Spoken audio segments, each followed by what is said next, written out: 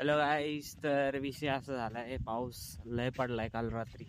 त्यामुळं कालच्या त्यांना काही लाईटच नाही. त्यामुळं आता काय विषय करायचा, आता वाहून पाणी भरायचंय.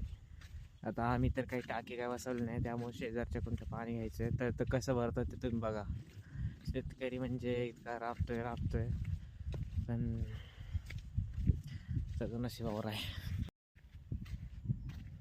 तर मित्रांनो, हा आहे वांग्याचा प्लॉट. कसं वाटतंय कमेंट करून सांगा.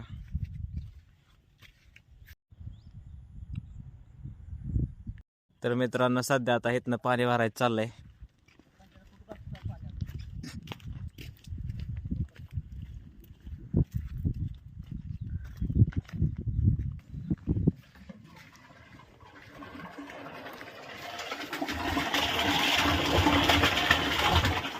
तर मित्रांनो, अजून तर मला वाटते 7-8 गेपा लागतील.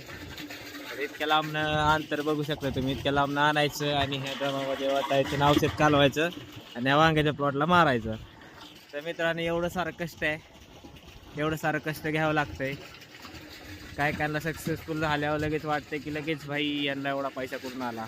पण एवढं कष्ट घ्यावं लागतंय, तेव्हा कुठं पैसा येतो. पण नशिबावर सोडलेलं आहे शेतकऱ्याचं सगळं. नशिबावर आहे सगळं. मित्रांनो, बघू शकताय संकेत किती लांबून पाणी भरतोय. म्हणजे कष्ट आहे, कष्टाशिवाय शेती नाही. आणि कष्ट म्हणजे ते काय आहे, शेतकऱ्यालाच कळणार आहे, बाकीच्यांना काय कळणार आहे.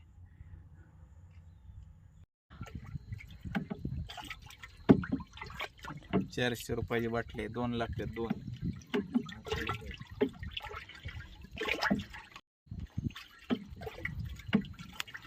1100 रुपयाचा हाता 1100.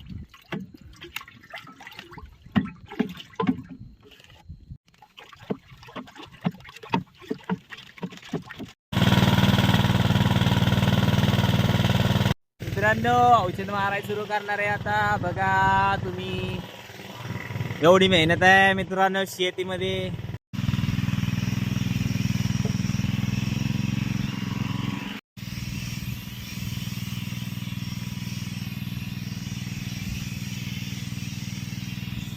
तर मित्रांनो, इकडे सगळीकडे औषध मारायचे. तर गाईज, तुम्ही बघू शकता निम झाले, निम राहिले.